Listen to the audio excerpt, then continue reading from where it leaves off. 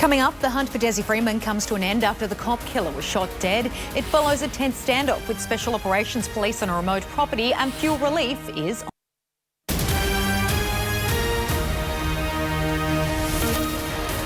This is 10 News Melbourne with Jade Kotick. Good evening and thanks for joining us. We begin tonight with an extraordinary breakthrough in the hunt for police killer Desi Freeman. After 7 months of searching with thousands of officers on the ground and in the air, scouring the dense high country, the wanted fugitive is dead.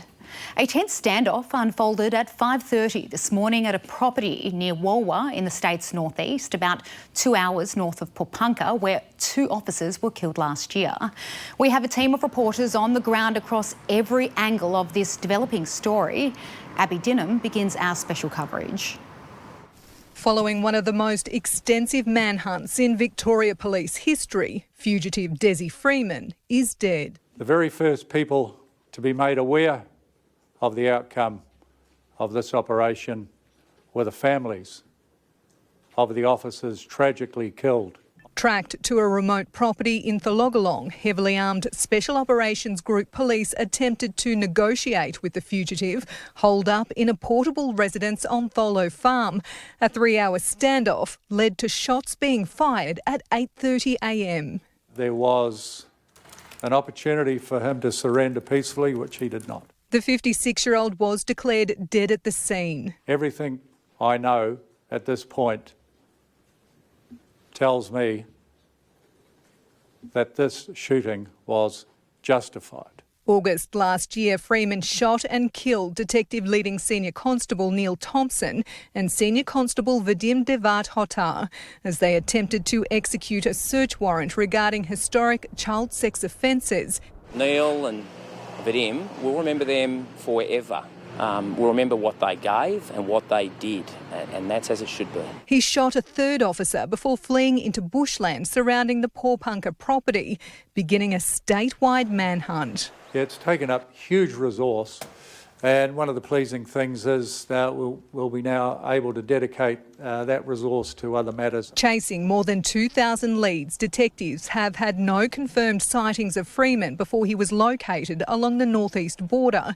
Detectives remain tight-lipped as to what information drew them here or if anyone has claimed the $1 million reward leading to his whereabouts. The location where Freeman was found has no power, no running water and no facilities. A former resident of the farm says as far as she knows, it's been vacant for some time.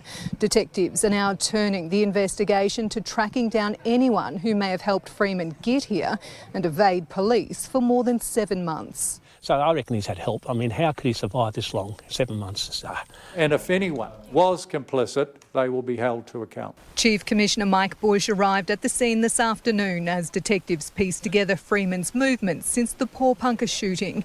He says it will take 24 to 48 hours to formally identify Freeman. This brings closure to what was a tragic and terrible event. Eventually, time will make sure that justice catches up with you. Abby Dinham, 10 News.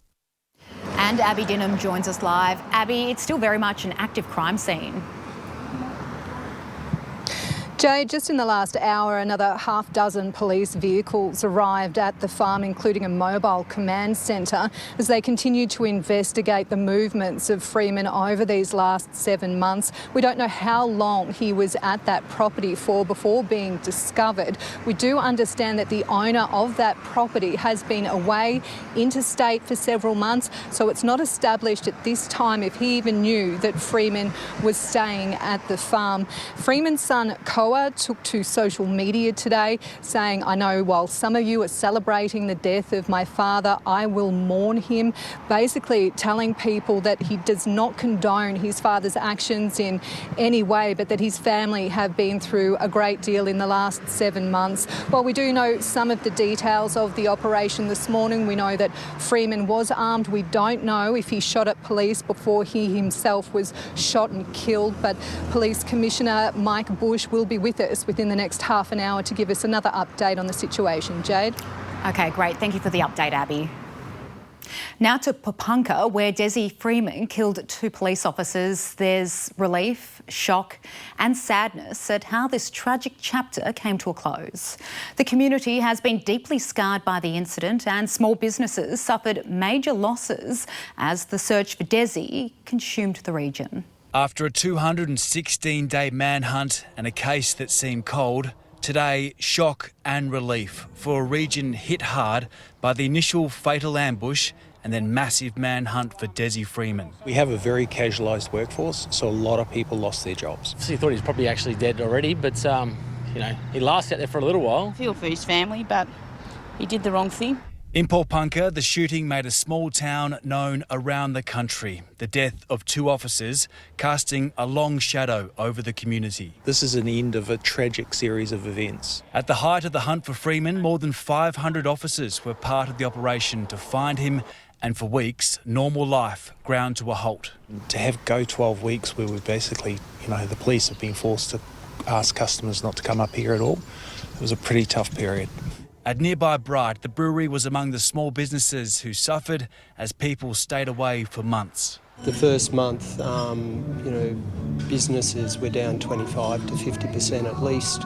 The message was there, don't travel to this area. Jim Reck was friends with Desi before he says he was cut off by him a few years ago.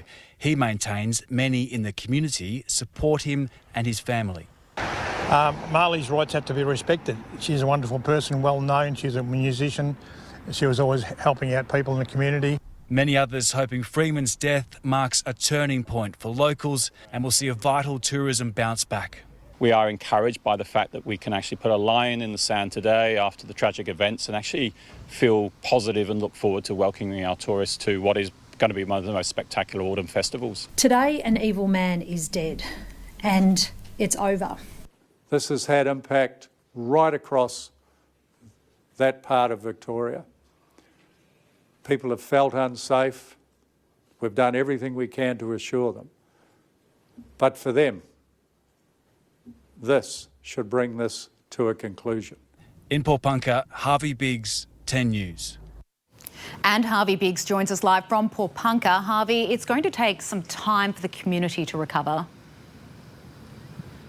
I think you're right, Jade. This will take some time to get over. A lot of people I've spoken to were reluctant to go on camera to talk about their feelings, but many I spoke to spoke about how it's brought back those emotions from the day and the days and weeks that followed this shooting. There certainly are tensions in this community, and there have been fears in this wider region that potentially there could still be an armed fugitive out there. There's also, of course, been a lot of economic pain. One woman I spoke to told me how her friend, she burst into tears when she heard the news this morning. She said for 7 months she's been stoic, but it all came out. And I think there's a feeling tonight that this might be the end of a very dark chapter in this region. OK, we'll leave it there. Thank you so much.